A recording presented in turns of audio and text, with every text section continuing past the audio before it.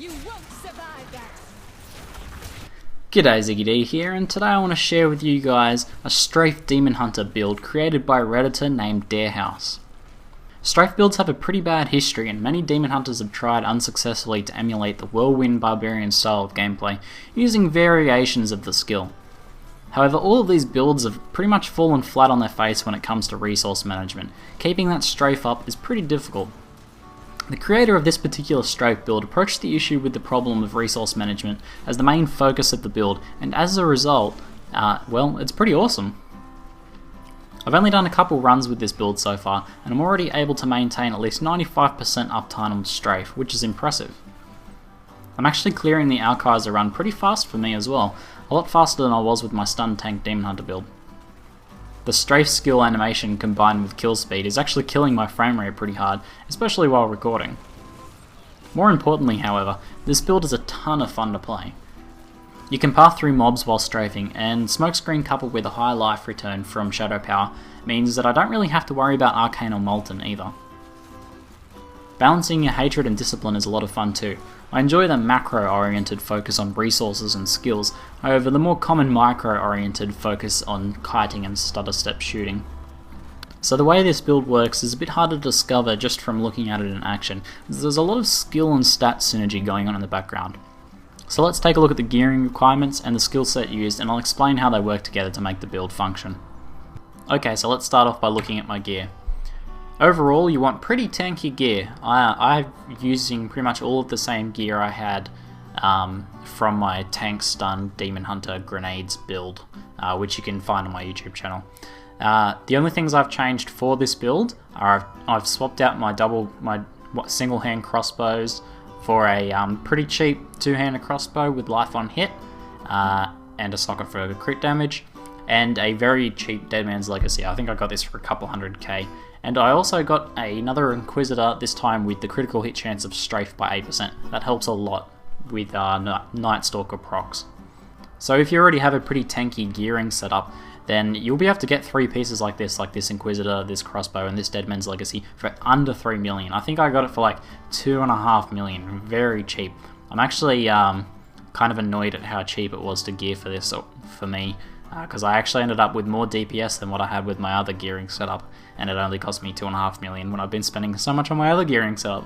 So that's slightly annoying, but I may have found a really fun build here from DareHouse. So let's take a look at the skills now.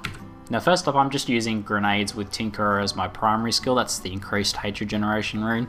I very rarely use this, so you can pretty much use whatever skill you want here. I just use this as some burst hatred regen for when I need it for emergencies, and I kind of like Grenades for close quarters combat.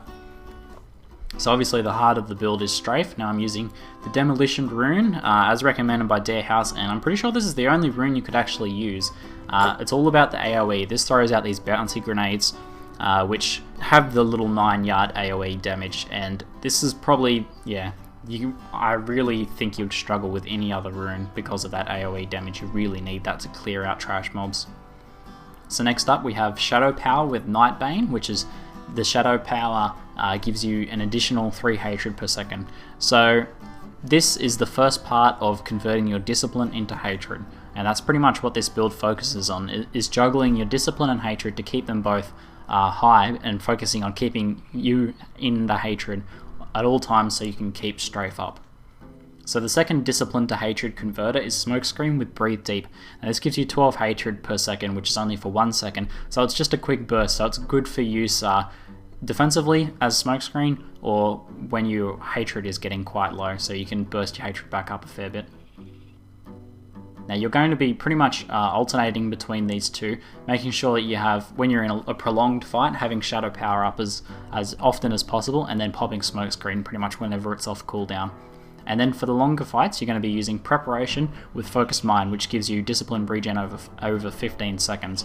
Now this is a pretty key here because of the way you're slowly dumping your Discipline into hatred. The Focused Mind will keep your Discipline regen really high, and it will allow you to keep using these skills for a long fight. And then the last skill you're going to be using is the Bat Companion, which is pretty obvious, just extra hatred regen. So in long elite fights, with Preparation, regenerating your discipline, and Shadow Power and Smokescreen being balanced well, I have very rarely run out of hatred and lost strafe. Maybe in some of the footage you might see me lose strafe once or twice. The only time I'm actually finding that I'm losing strafe is when I'm getting jailed, which you can break with smokescreen, but it sort of interrupts the flow of things a little bit, so you have to pay attention to that.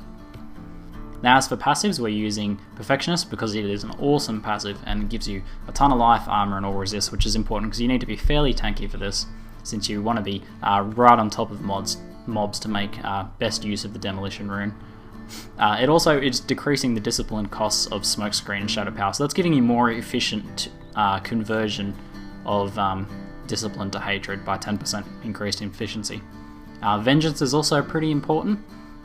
Increases your max hatred and health globes, which I forgot to mention in the gearing is I actually made sure I got some pickup radius on here and also pickup radius on my boots. So I have 12 pickup radius.